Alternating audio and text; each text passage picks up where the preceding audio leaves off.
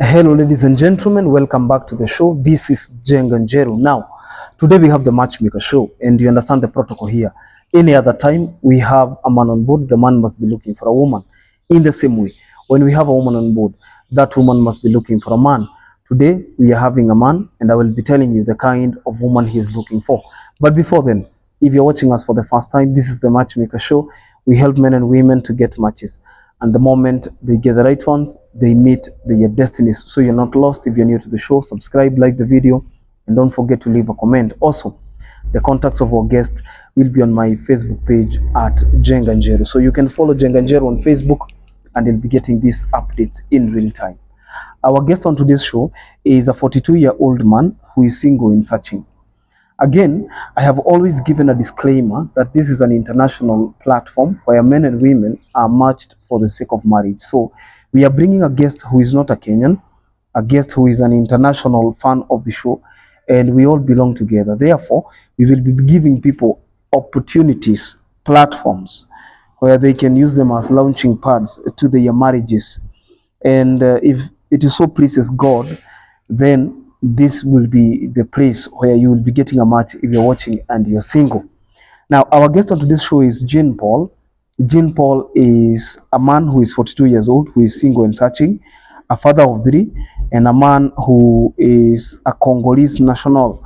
He comes from Congo, but he's currently working in Burundi. He comes from the DRC, what we call the Democratic Republic of Congo. Now, DRC is in Africa, and so he's also an African. What I've realized is that we do not have so much of a discrepancy between cultures in Africa. And I have been able to interact with people from different parts of the world, people from Nigeria, people from Uganda, Tanzania, people from Zimbabwe. For instance, our next guest is a lady from Zimbabwe, but currently working and living in the United Kingdom. So she is single and searching. And you will hear, in terms of culture, we do not have so much of a discrepancy. I told you that we don't have a deficit of culture. And some of the cultures we borrow from one another because we come from the same place. We have the same origin. And in most times they're not, beliefs are similar. And if you take an African child raised from, let's say, Uganda, Kenya, Tanzania, Uganda, Nigeria, Ghana, name all those countries, South Africa, Lesotho. If you take an African child who was typically raised by an African parent, the levels of, let's say, discipline and programming look alike. And African parents are almost similar in every other part of Africa, because we have almost similar kind of upbringing. So even when it comes to culture, things like marriage, rites of passage, initiation, birth. How many rites of passage do you know? There was birth, there is initiation. Is it initiation? There are people who call it circumcision. This is the rite of passage that qualifies you or promotes you from childhood to adulthood. There is marriage. Marriage is also another rite of passage, and there is death. There are also other rites of passage, but if you look at how Africans handle these rites of passage, they are almost similar. And therefore, the kind of programming that people get from one African parent to the other, transferred from one African child to the next, is almost the same. So Bwana Jean Paul is looking for an African wife who is between the ages of 35 and 45, a woman who is serious, a woman who is coming from a Christian background, because he says he's born again, he is a believer, and he would want somebody who is also born again, somebody who has given out that commitment to serve God. So he wants a woman who does not smoke, a woman who does not drink, a woman with or without children. If you hear that somebody has moved out of their country, that tells you something about them. Tells you that the person is not lazy, and number two, the person has been out there to look for greener pastures. I believe there are so many people who are watching me from the diaspora. The diaspora is a community of people who are living far away from their respective countries. Those people are not taken there by force.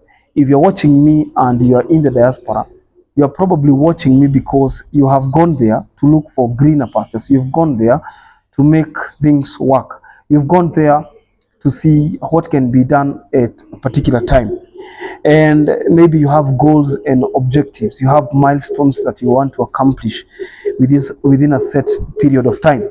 And therefore, just like Bwana Jean Paul, he is, and I want to give out his phone number here and on my Facebook page. So I want you to stay tuned, because at the end of the video, which is coming soon, in the next minute or two, I'll be sharing his phone number. The reason is because I would want as many people as possible to get. Then it also matters with the guest. I have always said one of the reasons why I do not share maybe phone numbers on YouTube is because people will be telling us to pull down after they've gotten matches. And the easiest way is to post them on my Facebook page at Jenga Njeru, because a post can be taken down the feeds, the news feeds, and if that post was posted on the stories section of my Facebook page, they automatically expire within a span of 24 hours. Meaning, within 24 hours, people who are interested will have called the guest. And as many as of those who are serious can be chosen, because after all, this page has more than 100,000 followers. Predominantly, the page is made up of singles. Meaning, even if you are called by 1,000 people, 2,000 people within a span of 24 hours, you are likely to identify 1, 2, 3, or even 4 that you can compare. And because you're only looking for one partner, 24 hours is enough. If your story was aired on YouTube, like this one of Mr. Jean Paul. And if you want your story, by the way, to be aired just like this one, you can contact my desk on the numbers you're seeing on the screen. +2547129976660. You get in touch with my desk and you will be posted.